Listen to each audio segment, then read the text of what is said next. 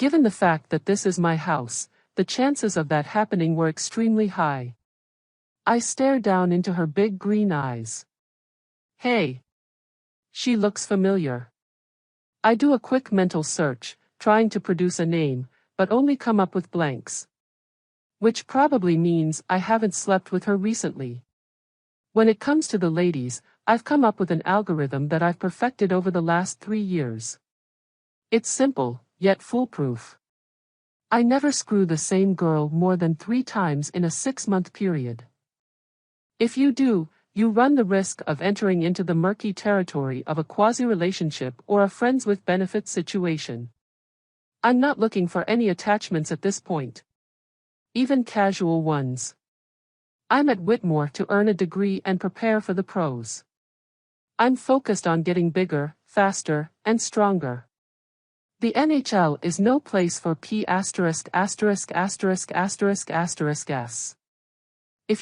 P******************************************************************************************************************************************************************************************************************************************************************************************************************************************** The league will chew you up and spit you out before you can blink your eyes.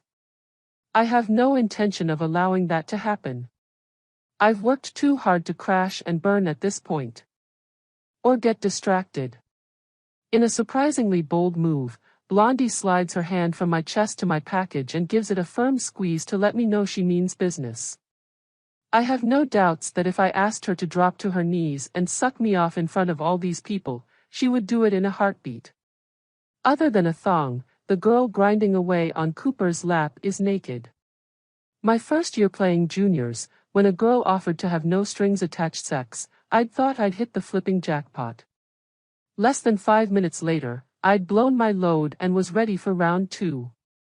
Fast forward 5 years, and I don't even blink at a chick who's willing to drop her panties within minutes of me walking through the door. It happens far too often for it to be considered a novelty. Which is just plain sad. When I was in high school, I jumped at the chance to dip my wick. Now? Not so much. It's like being fed a steady diet of steak and lobster. Sure, it's delicious the first couple of days. Maybe even a full week. You can't help but greedily devour every single bite and then lick your fingertips afterward. But, believe it or not, even steak and lobster become mundane.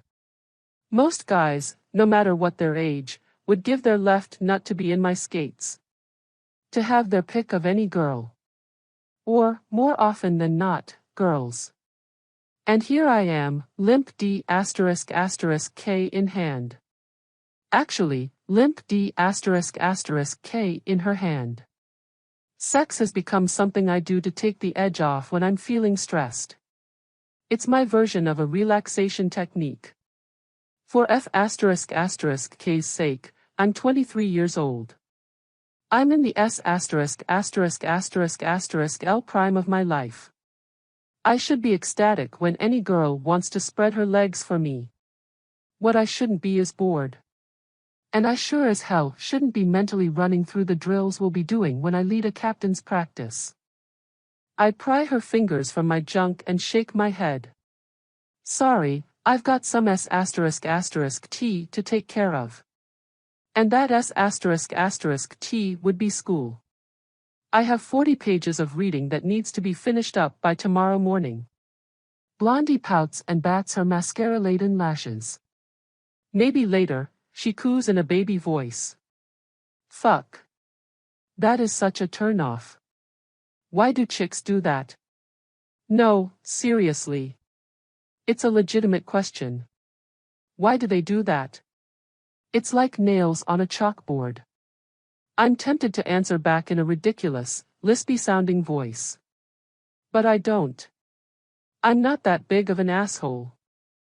Plus, she might be into it. Then I'd be screwed. I envision us cooing at each other in baby voices for the rest of the night and almost shudder. Maybe, I say non-committally. Although I'm not going to lie, that toddler voice has killed any chance for a later hookup. But I'm smart enough not to tell her that. Chances are high that she'll end up finding another hockey player to latch onto and forget all about me. Because let's face it, that's what she's here for. A little D***** K from a guy who skates with a stick. Just to be sure, I run my eyes over the length of her again. Toddler voice aside, she's got it going on. And yet, that banging body is doing absolutely nothing for me. Which is troublesome. I almost want to take her upstairs just to prove to myself that everything is in proper working order. But I won't. As I hit the first step, Cooper breaks away from his girl. WTF, McKinnon? Where you going? He waves a hand around the room. Can't you see we're in the middle of entertaining? I'll leave you to take care of our guests, I say, trudging up the staircase. Well, if you insist, he slurs happily. My bedroom is at the end of the hall, away from the noise of the first floor.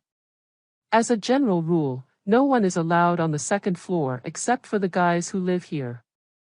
I pull out my key and unlock the door before stepping inside. My duffel gets tossed in the corner before I open my managerial finance book.